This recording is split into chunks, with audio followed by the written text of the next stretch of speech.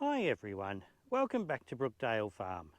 Well, it's another hot day here today, but we've got a bit of cloud which is giving us a bit of humidity. We still have quite a high fire danger today, but we don't yet have a harvest and vehicle movement ban. Now we've finished the wheat, so we are now moving everything over to the oat paddock. And I just thought I would stop and have a quick talk about what we do to stay safe when we don't have a harvest ban, uh, but we still have a very high fire danger. Now, the first thing is every vehicle that we use around the farm, out in the paddock, must have a 9 litre pressurised water fire extinguisher carried with it. This is the ute, the tractor, the quad bike, the harvester's always got one strapped to the side of it. So we must carry these on every vehicle. If we start a fire and we get onto it quickly enough, this will put it out and we can get on with the day. Once a fire has got bigger than the size of most dining room tables, it's too late to just put it out with anything you've got on the back of the ute, and it's time to call the fire brigade, because that fire will spread really quickly from that point. So if there's a fire, you need to get onto it, ideally when it's only the size of both your feet or something like that, and get it out. So the quicker we can grab this and put the fire out, the better.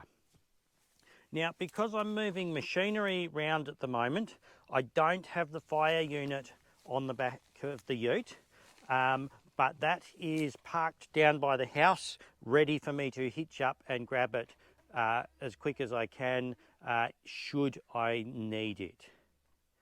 Now, the other thing that we always do on days like this, we spend a lot of time using our noses. You can smell smoke from an awfully long way away. And just scanning the horizon all the way around you. Now, it's much harder today because of the clouds, but you will see the smoke plumes go up. There's a really good website run by the emergency services in Western Australia here, and I will put a link up to that in the description. Now, this shows all the emergencies that are going on at any given time, and we have a very bad fire burning down at in town, or just on the outskirts of town at the moment, and that's chewing up an awful lot of resources. It's been going for about 4 days now. So the emergency services website is great, but probably quarter of the time round here, we know that there is a fire and are in the process of responding half an hour or 20 minutes to half an hour before it gets up on the website. So it's always a good idea to just keep an eye on your surroundings so that you can act fast if something happens. The other thing that we always do is have ABC local radio on in every vehicle on the radio.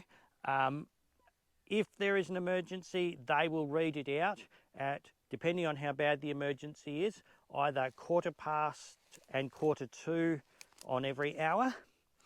As the emergency gets worse, you get more and more rolling coverage.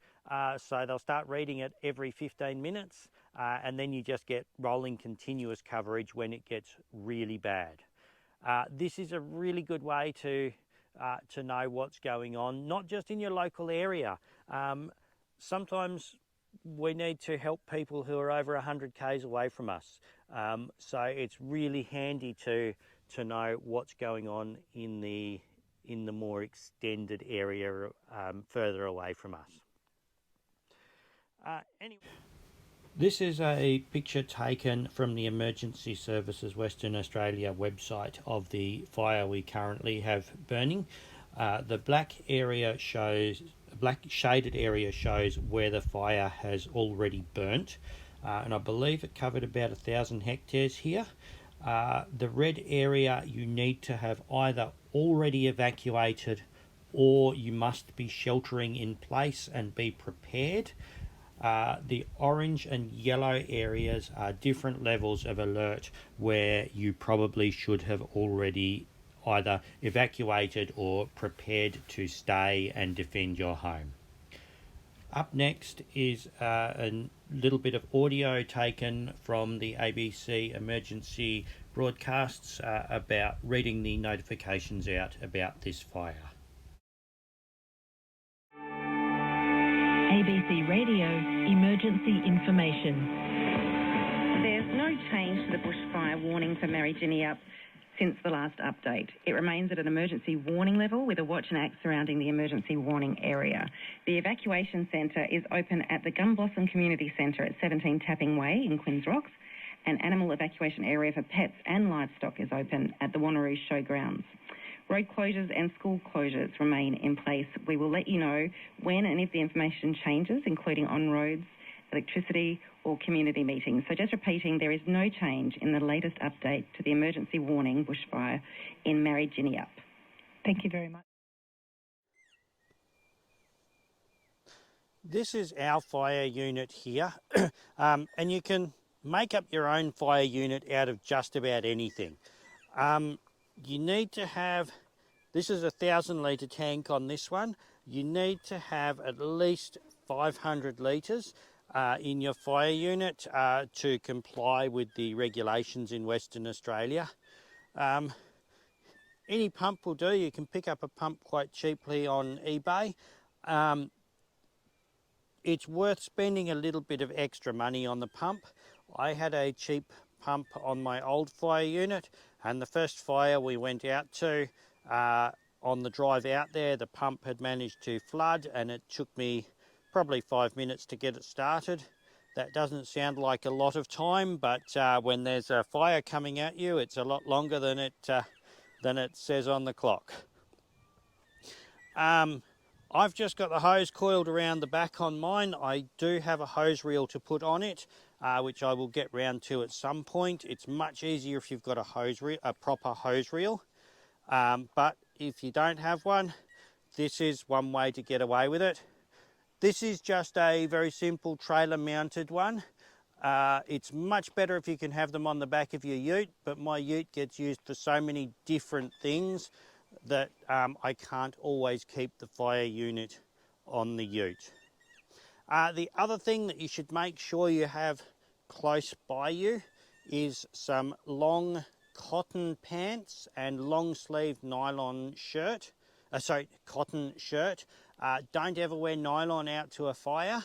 If you get an ember on your arm or something like that, it will melt through the nylon and melt it onto your skin, and it's really painful. If you're wearing cotton, it tends to just smoulder a bit and go out. So if you can make yourself up a fire unit to have on standby, it's a really good way to do it. There's a few companies now who are making up trailer mounted fire units with an IBC container on them. These are great, nothing wrong with them at all. You can make them up yourself as well. If you've got a fire that's coming really close to you, it doesn't ever hurt to just have a change of clothes sitting in the car either, just in case you need to get out. And that way you've got a change of clothes if you need to stay away for a night or something like that before you can come home again. Anyway, I hope you found this little video useful. Thanks very much for watching, and I hope to see you again next time. Bye.